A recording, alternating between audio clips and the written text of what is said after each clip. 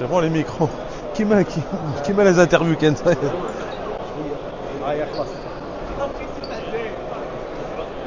on a assisté au tirage.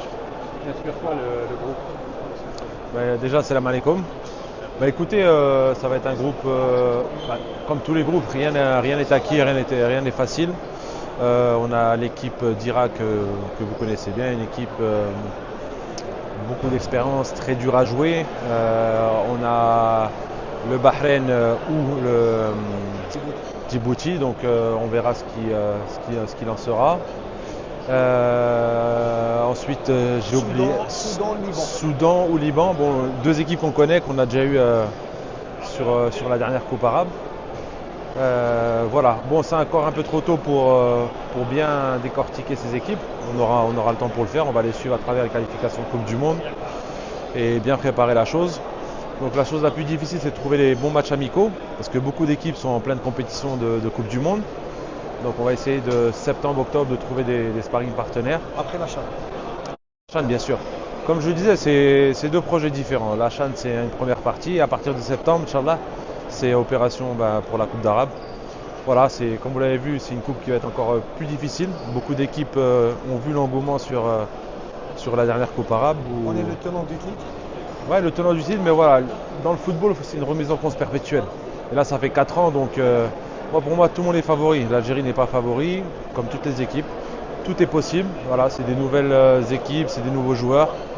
Et Inch'Allah, que le meilleur gagne. Majid, par rapport à l'équipe qui va participer à cette coupe arabe, vous avez déjà déclaré que les joueurs qui vont participer à la CAN ne seront pas parmi votre groupe.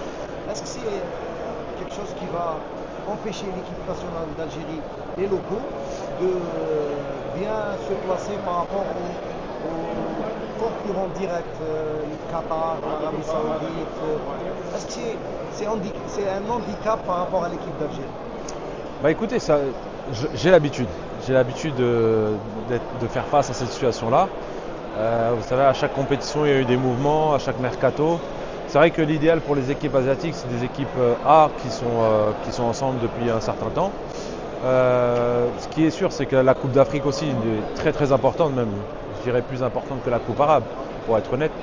Et ceux qui joueront la Coupe d'Afrique, c'est tout à fait normal qu'ils ne pourront pas être à la Coupe arabe, parce qu'on est à 3 jours près. Et 3 jours près si on est en finale.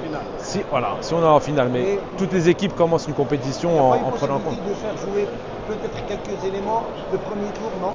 Non, c'est compliqué, c'est prendre des risques. Et surtout qu'une compétition de Coupe d'Afrique, ça se prépare au moins 10 jours avant, donc ce ne sera pas une compétition. Mais voilà, peut-être que les joueurs qui ne seront pas concernés pour la Coupe d'Afrique, on verra avec le coach M. Petkovic, de voir qui sera disponible pour la Coupe arabe. Mais voilà, c'est une expérience que j'ai déjà vue.